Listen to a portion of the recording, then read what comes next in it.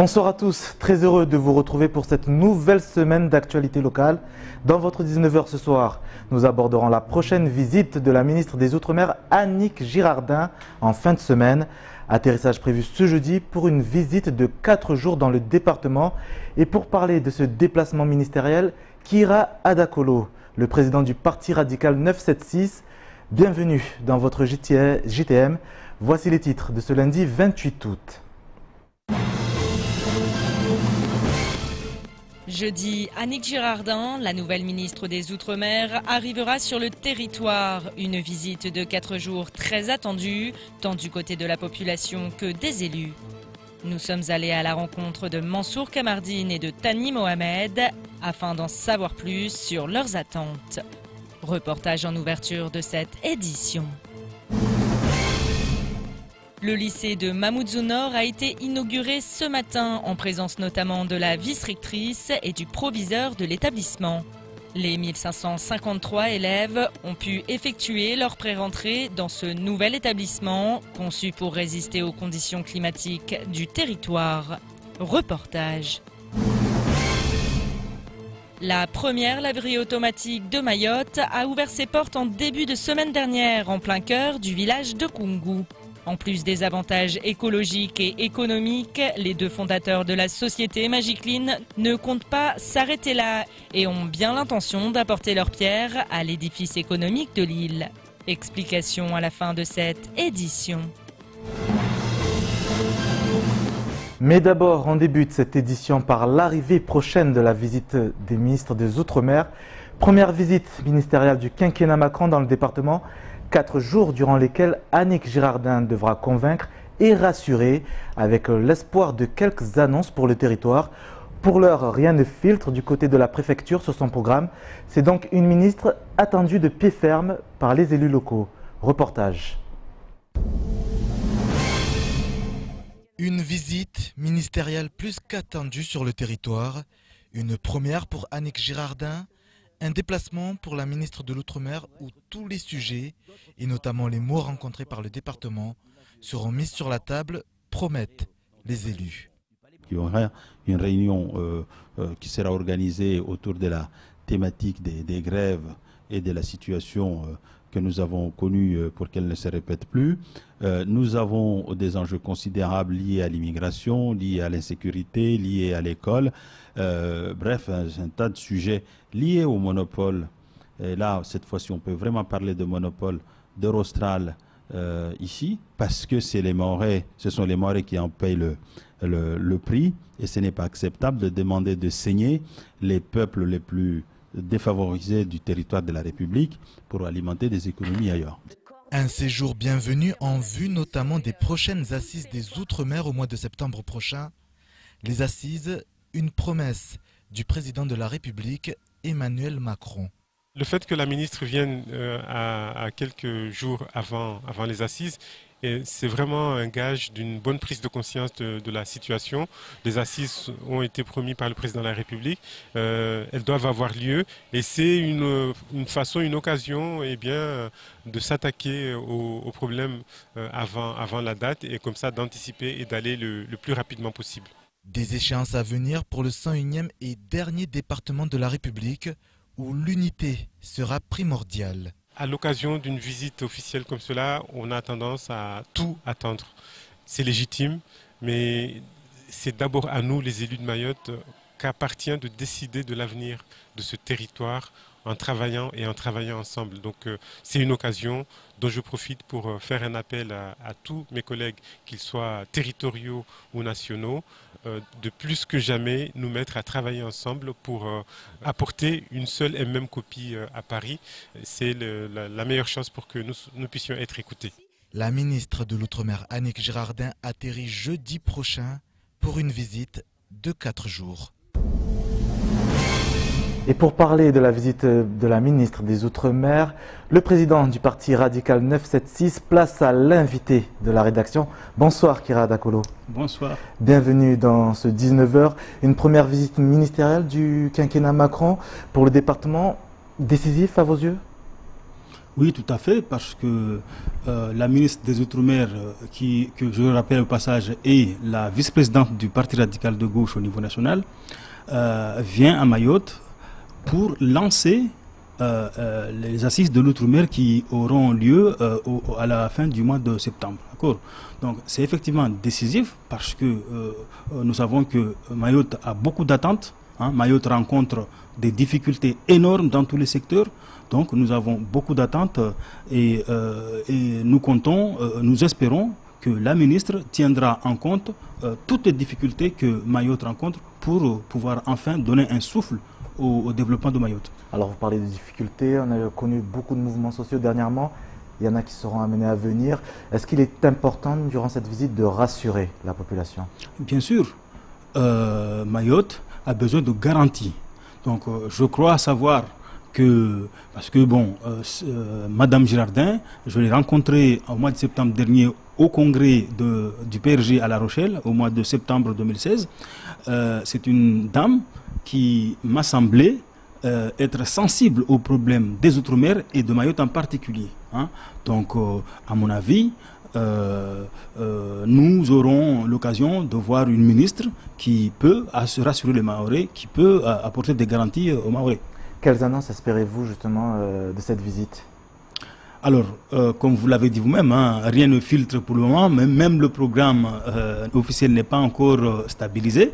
Donc, nous espérons que, par exemple, le problème de l'éducation, puisque nous savons que les syndicalistes de l'éducation nationale, du corps enseignant de l'éducation nationale, sont en train de revendiquer un certain nombre de choses. Donc, nous espérons que pour l'éducation et l'école, notamment pour l'université, le centre universitaire de Mbeni et le vice-rectorat dont le Mahorais appelle de leur vœu à ce que ce soit un rectorat de plein exercice. Voilà, nous espérons que le problème des monopoles, notamment celui de Aerostral à travers les tarifs aériens, sera résolu. Nous espérons, Total également Total également, bien sûr. Je parle des monopoles en général, mais je prends un exemple qui est... Voilà. Donc, mais aussi le problème de l'immigration. Donc, voilà tout un ensemble de domaines où nous attendons effectivement des annonces. Et vous lui en ferez part justement à la ministre lors de votre prochaine rencontre ce week-end, si j'ai bien compris, une rencontre privée? Exactement. Madame la ministre, qui est vice-présidente du PRG, va rencontrer la fédération et les militants PRG à Mayotte. Une rencontre pour quoi faire exactement? Alors, pour redonner du poil de la bête à la fédération, aux militants, et pour préparer aussi l'université d'été du Parti radical de gauche qui va avoir lieu à Montpellier, qui s'inscrit totalement dans le cadre de la réunification des radicaux. Parce que les radicaux, la famille radicale qui a régné en France pendant la Troisième République, s'était fissurée en 1972. Et là, nous avons une extraordinaire chance de réunir cette famille pour pouvoir faire un grand parti dans le cadre de la recomposition politique actuelle qu'a lancé Emmanuel Macron. Alors à Mayotte, vous avez l'ambition également de faire de ce parti un grand parti. Les sénatoriales approchent. Vous avez fait le choix de ne pas envoyer de candidat. Pour quelles raisons? Alors, vous savez très bien que notre fédération ne date que de 2 ans. Nous n'avons pas encore d'élus, enfin nous avons très peu d'élus parmi les grands électeurs. Donc nous avons fait le choix constructif de ne pas nous présenter candidats, mais de soutenir des candidats en l'occurrence un candidat qui est à notre avis bon pour le service. En l'occurrence le sénateur Mohamed Swali Tani. D'accord, vous n'avez pas le deuxième candidat, vous hésitez? Nous sommes en train... On nous consulte, mais nous n'avons pas encore pris la décision définitive de soutenir un deuxième candidat. Notre candidat, c'est le sénateur Tani. Merci Kira Dakolo d'avoir accepté notre invitation. C'est moi qui vous remercie. Restez avec nous, vous pourrez peut-être réagir sur le sujet qui va suivre. 4 jours donc pour la ministre de l'Outre-mer sur le département où la question, nul doute, de la crise de l'eau sera bien évoquée durant cette visite. Et si à l'approche de la saison des pluies, la crainte de revivre à nouveau l'épisode de sécheresse est bien présente, du côté de Météo France Mayotte, on tient à rassurer sur les prochaines prévisions. Le point avec Pierre Bellucci et Leslie Vimenet. Après la sécheresse enregistrée lors de la dernière saison des pluies, les prévisions météorologiques pour les 3 prochains mois étaient très attendues. Ce matin, le directeur de Météo France Mayotte, Bertrand Laviec, a rompu le suspense avec ces quelques mots. L'année dernière, les signaux étaient très forts. Voilà. On voyait, il y avait des échelles, à l'échelle planétaire, il y avait des éléments qui montraient qu'on allait avoir un retard assez conséquent de la saison des pluies. Bon, voilà, c'est ce qui s'est passé. Là, cette année, alors sans parler de précocité, on a tous les signaux qui d'habitude sont là quand il y a un retard de la saison des pluies, ben on les a pas. Ouais. Et comme on les a pas, ben voilà, on peut se permettre d'espérer une saison des pluies normale, quoi. Voilà. Tous les voyants semblent donc au vert, même s'il est encore bien trop tôt pour affirmer que les retenues collinaires seront pleines au mois de mai prochain. Ça devrait commencer comme d'habitude dans les 20 dernières années. Et en sachant que l'année dernière et l'année d'avant, c'était des exceptions. Donc on revient vers une sorte de normalité. Et ça, déjà, c'est une bonne nouvelle. Ah oui. Après, pour savoir si les pluies vont tomber le 1er novembre, le 15 novembre ou le 1er décembre, c'est toujours compliqué.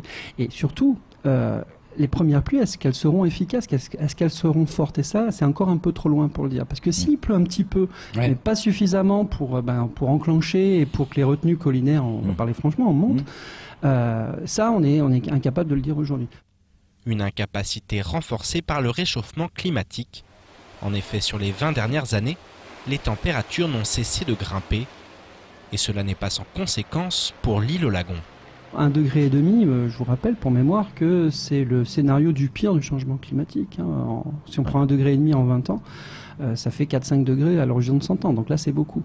Il n'y a pas que ça. C'est-à-dire que la température de l'eau de mer, si elle augmente de manière assez forte, ça a d'autres conséquences sur les cyclones, ça a d'autres conséquences sur la force des précipitations qui peuvent être fortes ou pas. Voilà, ça a d'autres conséquences. Et puis surtout, si on repart sur la sécheresse, ça a une conséquence assez forte, c'est que plus il fait chaud, plus ça s'évapore. Et plus ça s'évapore, moins il y a d'eau dans les retenues. Pour rappel, et malgré ces bonnes nouvelles, les restrictions d'eau sont toujours d'actualité sur le département. Et il reste interdit de remplir sa piscine ou encore de laver son véhicule, en dehors des stations prévues à cet effet. En éducation à présent, la grande rentrée a bien eu lieu pour l'ensemble des établissements de l'île. Et parmi les 214 établissements du département, un tout nouveau fait son apparition. Il s'agit du lycée de Mamoudzou Nord, un bâtiment flambant neuf où tout a été pensé, de l'organisation à l'architecture. Plus de 1500 élèves sont attendus cette année dans ce nouveau lieu d'apprentissage. Bastien Sabouré. Le lycée est à la fois une école antique où l'on s'entretenait de philosophie, à la fois une école moderne où l'on discute de football, définissait Ambrose Bierce. Au nouveau lycée de Mamoudzou Nord, on espère bien donner une nouvelle définition à ce lycée. Par exemple, un enseignant de mathématiques pourra enseigner les mathématiques en anglais ou dans une autre langue. L'idée, c'est d'exposer nos élèves à la langue sur du temps long pour leur donner des compétences en langue solide. Le lycée sera plutôt dédié aux langues et aux pratiques artistiques et culturelles, mais surtout dédié au cinéma. Et tout ça se mettra en place lorsque le lycée Bamana aura sa spécialité théâtre.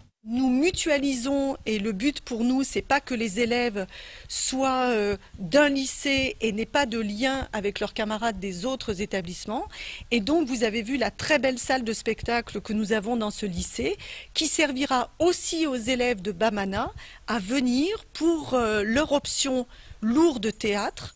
Le lycée se targue d'être pensé pour les jeunes, contemporains, pour un enseignement contemporain et d'être une véritable opportunité pour les élèves de choisir leur projet professionnel, mais également d'avoir une réelle ouverture sur l'océan Indien. Nous allons développer des coopérations avec les pays de la zone océan Indien pour que les jeunes aillent faire leur période de stage en entreprise sur ces autres pays de la zone, pour que Mayotte apparaisse et prenne sa place dans le territoire océan Indien. Aujourd'hui, c'est le grand jour, le jour de l'accueil de tous les élèves.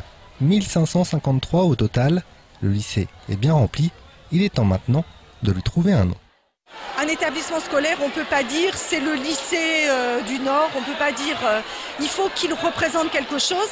Et c'est en plus, en termes de culture générale, un véritable travail pour approfondir une réflexion autour d'un homme ou d'une femme illustre. Et ça, c'est aussi quelque chose d'important pour nos jeunes. Les devoirs commencent, une cantine sera prochainement installée. Du côté des élèves, on apprécie l'effort réalisé sur leur nouveau bâtiment. Avant j'étais au collège de Kawini 2 Et sinon, ça change pas trop. Sinon, on est juste en train de galérer un petit peu avec les classes, mais sinon, c'est une bonne rentrée. Très bien parce que il y a les surveillants qui gèrent tout. Et je pense que les gens ont compris que voilà, c'est pas bien de se battre et tout. C'est mon première année dans le lycée. Je crois que ça va être cool et sympa. Et voilà, on va bosser et voilà, on verra. Il y a donc aujourd'hui 11 lycées sur Mayotte. Un 12e est prévu à Longoni pour 2019. Le lycée a de beaux jours devant lui, seulement une grève menace dès jeudi prochain. Espérons que ce lycée prometteur ne soit pas sitôt ouvert, sitôt fermé. Mayotte a son nouveau lycée et également sa nouvelle ambassadrice de beauté. Vanny Emas est devenue depuis vendredi dernier la nouvelle Miss Mayotte. La jeune femme de 20 ans aura la magnifique tâche de représenter l'île au parfum lors du prochain concours de Miss France le 16 décembre prochain à Châteauroux. Étudiante en licence langue étrangère appliquée, la nouvelle reine de beauté locale rêve de devenir, tiens, journaliste. Rencontre signée Amina Ariti et Leslie Vimenet. Élue vendredi dernier à Pamandzi devant un parterre d'invités, la nouvelle reine de beauté a aujourd'hui encore du mal à réaliser ce qui lui arrive. Je suis très heureuse et je suis encore toute émotionnée depuis vendredi. J'ai vraiment beaucoup de messages de soutien, de félicitations, ça me touche beaucoup. Et aussi je tiens à passer un petit message à toutes les autres candidates qui étaient avec moi pendant ces 10 jours, qui méritaient tout autant la couronne. On a vraiment formé une très belle famille et je les embrasse toutes. Avec son teint métissé et ses cheveux bouclés couleur miel, Vanny est donc celle qui a su séduire le public ainsi que les membres du jury. Mais à peine élue, la voilà au cœur d'une polémique suivant laquelle la jeune femme n'est pas suffisamment représentative.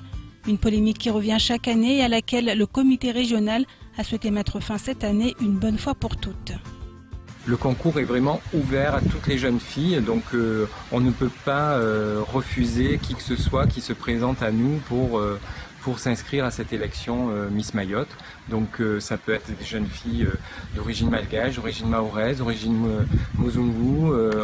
Nous, le concours est ouvert à tout le monde, donc l'essentiel c'est de représenter Mayotte à l'élection Miss France et d'aller le plus loin possible dans ce concours pour qu'on puisse parler de Mayotte en bien et donner une très belle image de Mayotte avec la plus jolie femme de Mayotte. Voilà. Fin de la polémique donc autour du sacre de Miss Mayotte 2017.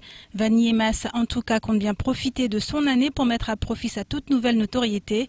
Cette année en effet le comité régional a décidé d'associer Miss Mayotte à de nombreux événements et une cause la préoccupera tout particulièrement.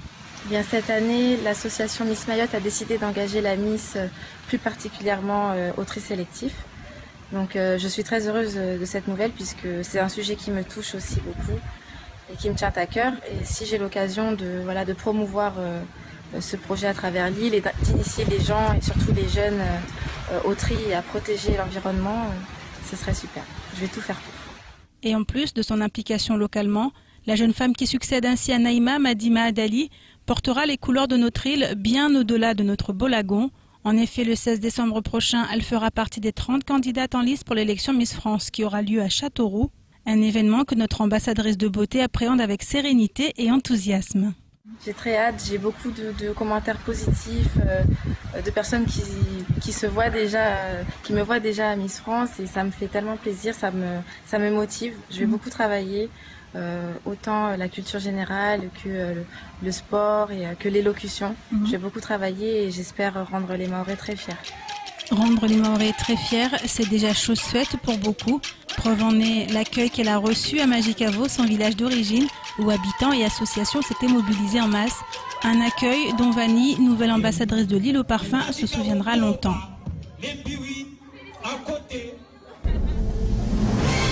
Et on est bien évidemment de tout cœur avec notre nouvelle ambassadrice locale.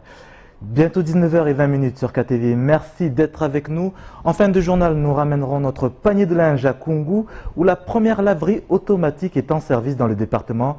Mise en marche dans quelques instants, mais avant, le reste de l'actualité de ce lundi, en bref, avec Pierre Bellucci et Leslie Vimenet. Comme ce fut le cas pour Georges Paul Angevin puis Erika Barretz, La nouvelle ministre des Outre-mer sera accueillie par les grévistes du SNUPP et du SNES-FSU dès son arrivée à l'aéroport de Pamandzi. Ces deux syndicats du premier et du second degré repartent en grève avec la ferme intention d'être entendus. Les revendications restent les mêmes et vont de la reprise en compte de l'ancienneté générale de service à la mise en place d'une vraie REP+ pour tous les établissements, en passant par la formation et la titularisation des contractuels. La grève initialement prévue demain débutera finalement jeudi, jour de l'arrivée d'Annick Girardin. Une manière de faire pression sur le gouvernement et de montrer à la ministre que la détermination n'a pas faibli avec le changement de responsable politique. Météo France Mayotte se prépare en vue du second rendez-vous Navistage Initiation. Ce stage de météorologie marine unique dans l'océan Indien s'adresse aux plaisanciers et de manière plus générale à tous les professionnels de la mer. La première session s'est déroulée le 17 juin dernier et aura rencontré un vif succès. Il faut dire que les cours dispensés permettent de comprendre, mieux connaître et maîtriser le vent local, la brise, la houle, les marées, les vagues, les grands principes de la météorologie, comment lire une carte, où trouver l'information, etc. La prochaine session est prévue le samedi 14 octobre prochain, de 8h à 16h. 12 stagiaires maximum pourront participer et pour ce faire, il convient de se rapprocher rapidement des services de Météo France. Prix de la formation, 162 € par personne. Le premier édile de Chiconi, Seynoudine Antoïssa, a récemment annoncé qu'il renonçait à son mandat de maire, en cause sa promotion en tant qu'inspecteur de l'éducation nationale dans la circonscription de Bouéni, qui apparaît incompatible avec la plus haute responsabilité communale. Samedi dernier, les élus municipaux ont donc dû élire un nouveau maire en la personne de Madi Ousseni Mohamadi. Ce dernier a été adoubé par Seynoudine Antoïssa et tâchera d'assurer la continuité de l'action municipale, notamment en ce qui concerne la politique de rigueur budgétaire. En effet, depuis les élections municipales de 2014, le déficit structurel dans la commune a été réduit de moitié, sans pour autant que les investissements n'aient reculé. A noter que le président de l'intercommunalité du centre n'est quant à lui pas encore connu, le poste étant jusqu'alors occupé par le désormais ex-maire de Chiconi. Direction Koungou à présent, où la première laverie automatique de l'île vient d'ouvrir ses portes. Magiclean, un projet mis en marche par deux amis. Et au-delà du service et du confort que la laverie automatique peut procurer, l'établissement a pour objectif de faire bénéficier l'impact environnemental et l'hygiène. Présentation du service avec Adèle Laurent qui en a profité pour lancer une machine. Voilà la laverie qui se trouve à Koungou, en face de l'école primaire Crisoni, dans la rue Crisoni. Donc là nous avons nos 4 machines de 6 kg, 2 grosses de 18 et au-dessus pareil une capacité de 18 kg mais c'est des sèche-linges. Là on a le monnayeur, donc on glisse les billets ou les pièces, il nous rend en jetons. La jeton, le valeur est de 2 €. Là, ici, dans le coin, on aura une télé avec des explications en shimaoré et en français pour bien expliquer comment marche le fonctionnement de la machine. Là, on a toutes les explications aussi, pareil, des machines, avec s'il y a un souci, le numéro de téléphone. Et puis, voilà, tout ça, c'est du libre service. Et puis, on a mis, comme vous le voyez, des machines industrielles avec des sécurités, des portes verrouillées. Donc, les cycles ne peuvent pas être interrompus ou ouvrir les machines pour que le linge soit évolé. Développer les laveries automatiques sur l'île, c'est le pari qu'ont fait William Sisteron et Jimmy Bourrasso. Un bénéfice évident pour Mayotte et ses habitants. C'est écologique pour l'île, parce qu'ici ils ont une certaine habitude, c'est de laver le linge en rivière et qui est très polluant pour la population, et surtout économiquement, parce qu'il faut savoir que c'est payant de laver son linge aussi en rivière, les Maoris le payent. Donc voilà, c'est un coût aussi, un coût moindre maintenant de laver sa machine et pour la santé des mamans surtout qui se baissent à laver le linge en rivière, tout ça c'est très compliqué avec cette chaleur. Ici on a une salle climatisée, ça dure 30 minutes, on met 4 € et ils rentrent chez eux, le linge est sec. Un tarif moins cher en termes de volume qu'à La Réunion. D'autant plus que l'eau et l'électricité sont beaucoup plus coûteuses sur l'île aux parfums. Et les entrepreneurs ne comptent pas s'arrêter en si bon chemin. D'ici quelques mois, des franchises Magiclean devraient en effet ouvrir leurs portes à Combani et à Passamenti. Mais pas que. Notre objectif, sur les 3-4 ans, en ouvrir une dans chaque commune, et puis pour les communes les plus denses, en ouvrir 2. On prévoit d'embaucher à peu près une dizaine de personnes sur les 2 ans, pour pouvoir donc développer le travail. Ça apporte à Lille, et puis voilà, après, nous on est quand même des anciens de Lille, on connaît les problèmes, on connaît aussi les bonnes choses de Lille, et c'est pas quand aujourd'hui ça va mal qu'il faut laisser tomber. Et voilà, quelque part on a créé aussi ce côté libre-service, esprit aussi pour montrer aux gens qu'on est capable de faire du libre-service à Mayotte, sans craindre aussi pour son commerce. Voilà, j'invite les gens à poursuivre cette aventure. Économie, écologie, emploi, mais aussi responsabilisation de la population. L'aventure est en tout cas prometteuse. Pierre, bonsoir Pierre Bellucci. Bonsoir Sonny, bonsoir à tous. Alors ce libre-service, une véritable révolution pour le département. Oui, révolution. Une petite rectification, c'est vrai que nombreux sont ceux à avoir réagi et à nous dire que, et à juste titre, que c'était pas la première. Il y avait eu un essai il y a quelques années du côté de Mtsapéré. Ça n'avait pas fonctionné, mais il faut aussi constater une chose, c'est que plus les années passent et plus la demande est forte en la matière. Et effectivement, aujourd'hui, ça répond à un véritable besoin. Alors, est-ce que c'est véritablement une demande? Parce que c'est vrai qu'il y a aussi la question financière derrière qui pose problème. Alors, c'est vraiment 2 €, c'est un minimum, c'est bien moins cher qu'ailleurs, notamment à La Réunion ou encore en métropole.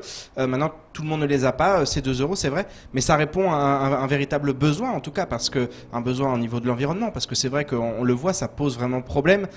C'est toutes ces personnes qui lavent leur linge, qui font leur lessive dans la rivière. C'est un vrai problème de santé publique. Donc déjà dans un premier temps, et puis aussi c'est un service de proximité, c'est vrai qu'il en manque énormément à Mayotte, c'est important, c'est un projet aussi d'envergure, ils veulent ouvrir dans plusieurs communes, dans toutes les communes de l'île, voire 2 dans certaines, on pense notamment à Mamoudzou, donc voilà, c'est un beau projet, je pense que c'était important aussi d'en parler, de l'évoquer, on va voir un peu ce que ça donne, c'est vrai qu'il y a beaucoup de scepticisme, j'allais dire un peu comme toujours, mais je pense qu'il faut, il faut quand même voir le bon côté des choses, on va voir un peu ce que ça donne, on va voir si ça fonctionne, en tout cas ils ont mis des machines industrielles, ils ont mis les moyens pour que ça fonctionne. Donc on va espérer, on sait qu'il y avait d'autres projets, notamment un projet qui était porté à la CCI pour un projet de ce type, mais éco-citoyen. Voilà, peut-être qu'il verra également le jour et il y en aura plusieurs qui vont naître dans les prochaines années. L'avenir le dira. En tout cas, c'est un projet, je pense qu'il est important de mettre en avant et qu'on suivra de très près. Avec grand plaisir, évidemment, on suivra tout cela de très près. Merci Pierre pour votre intervention sur ce beau projet. Fin de cette édition, merci de votre fidélité. Dans un instant, rediffusion du temps de parole de ce lundi. Mansour Kamardine était l'invité de la matinale de Kwezi. Un programme suivi justement d'un match de boxe, du sport à suivre sur Kwezi. Demain, retour de l'information avec la matinale à retrouver dès 6 h du matin pour un décryptage de l'actualité du jour. Et juste après le journal radio de Pierre Bellucci, je vous donne rendez-vous à 19 h pour un nouveau chapitre de votre actualité. Belle soirée à tous et à demain si vous le voulez bien.